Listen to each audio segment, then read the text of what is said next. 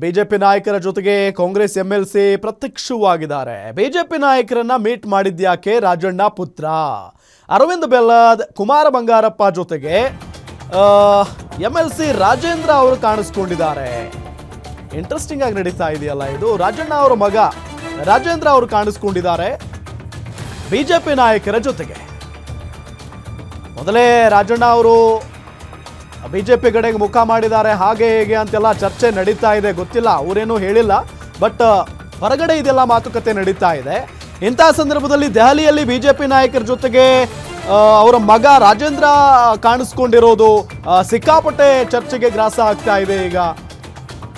ಅದು ಕೂಡ ದೆಹಲಿಯಲ್ಲಿ ಬಿಜೆಪಿ ನಾಯಕರನ್ನ ಮೀಟ್ ಮಾಡಿದ್ಯಾಕೆ ಹಾಗಾದ್ರೆ? ರಾಜಣ್ಣ ಅವರ ಪುತ್ರ ರಾಜೇಂದ್ರ ಅವರು ಅರವಿಂದ ಬೆಲ್ಲದ್, ಕುಮಾರ ಬಂಗಾರಪ್ಪ ಅವ್ರ ಜೊತೆಗೆ ಎಂಎಲ್ಸಿ ರಾಜಣ್ಣ ಅಂದ್ರೆ ಎಂಎಲ್ಸಿ ರಾಜೇಂದ್ರ ಅವರು ಹೋಗಿ ಭೇಟಿ ಮಾಡಿರೋದು.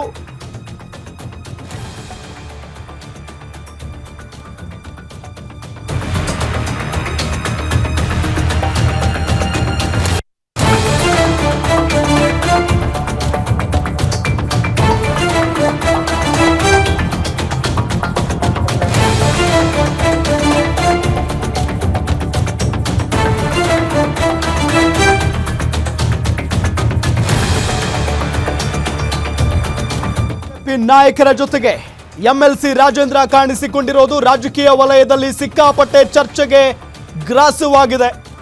ಯಾಕೆ ಅಂತ ಅಂದ್ರೆ ಕಳೆದ ಕೆಲವು ತಿಂಗಳ ಹಿಂದೆ ರಾಜಣ್ಣ ಅವರನ್ನ ಸಂಪುಟದಿಂದ ಕೈ ಬಿಡಲಾಯಿತು. ಇನ್ನು ಹೇಳಬೇಕು ಅಂತ ಅಂದ್ರೆ ಕಿತ್ತೊಗೆಯಲಾಯಿತು. ಸೊ ಆ ದಿನದಿಂದಲೂ ಕೂಡ ರಾಜಣ್ಣ ಅವರು ಕಾಂಗ್ರೆಸ್ನಲ್ಲೇ ಇರ್ತಾರಾ ಅಥವಾ ಕಾಂಗ್ರೆಸ್ ಪಕ್ಷವನ್ನ ತೊರೀತಾರಾ ಅನ್ನೋ ಚರ್ಚೆ ಇದ್ದೇ ಇದೆ. ವಿ ಸೋಮಣ್ಣ ಅವರನ್ನ ಮೀಟ್ ಮಾಡಿದ್ರು ರಾಜೇಂದ್ರ. ಮಧ್ಯಾಹ್ನ ವಿ ಸೋಮಣ್ಣ ಅವರನ್ನ ಭೇಟಿ ಮಾಡಿದ್ರು. ನೋಡಿ, ಅಲ್ಲಿ ಅರವಿಂದ್ ಬೆಲ್ಲದ್ ಅವ್ರ ಜೊತೆಗಿದ್ದಾರೆ, ಕುಮಾರ್ ಬಂಗಾರಪ್ಪ ಅವರಿದ್ದಾರೆ. ನೋಡಿ, ಕೈ ಹಿಡ್ಕೊಂಡು ಮಾತಾಡ್ತಾ ಇರುವಂತ ಫೋಟೋಗಳು ಈಗ ವೈರಲ್ ಆಗ್ತಾ ಇದ್ದಾವೆ. ರಾಜೇಂದ್ರ ಅವರು ಕಾಂಗ್ರೆಸ್ನ ಎಂಎಲ್ಸಿ, ಅದು ದೆಹಲಿಗೆ ಹೋಗಿದ್ದಾರೆ ಒಬ್ಬಂಟಿಯಾಗಿ. ಅಲ್ಲಿ ಬಿಜೆಪಿ ನಾಯಕರನ್ನ ಭೇಟಿ ಮಾಡಿರೋದು ಬಹಳ ಕುತೂಹಲ. ನೋಡಿ, ಅಲ್ಲಿ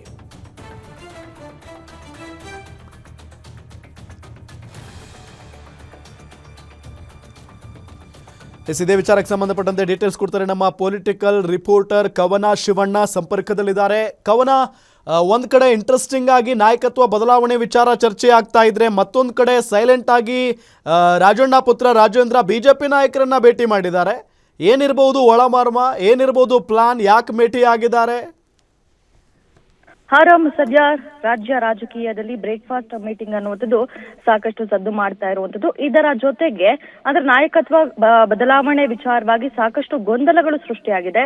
ಇದರ ಜೊತೆಗೆ ಇದೀಗ ಮಾಜಿ ಸಚಿವ ರಾಜಣ್ಣ ಅವರ ಪುತ್ರ ರಾಜೇಂದ್ರ ರಾಜಣ್ಣ ಅವರು ದೆಹಲಿಯಲ್ಲಿ ಬಿಜೆಪಿ ನಾಯಕರನ್ನ ಭೇಟಿಯಾಗೋದ್ರ ಮೂಲಕ ಸಾಕಷ್ಟು ಅಚ್ಚರಿ ಬೆಳವಣಿಗೆಗಳನ್ನ ಸೃಷ್ಟಿ ಮಾಡ್ತಾ ಇದ್ದಾರೆ ಅಂತಾನೆ ಹೇಳ್ಬೋದು. ಯಾಕಂದ್ರೆ ಈಗಾಗಲೇ ಮಧ್ಯಾಹ್ನ ಕೇಂದ್ರ ಸಚಿವ ವಿ ಸೋಮಣ್ಣ ಅವ್ರನ್ನ ಭೇಟಿಯಾಗಿದ್ರು. ಇದರ ಜೊತೆಗೆ ಅಂದ್ರೆ ತುಮಕೂರಿನ ಸಂಸದರಾಗಿರುವಂತಹ ವಿ ಸೋಮಣ್ಣ ಅವರು, ಇದರ ಜೊತೆಗೆ ಎಂಎಲ್ಸಿ ಆಗಿರುವಂತಹ ರಾಜೇಂದ್ರ ರಾಜಣ್ಣ ಅವರು.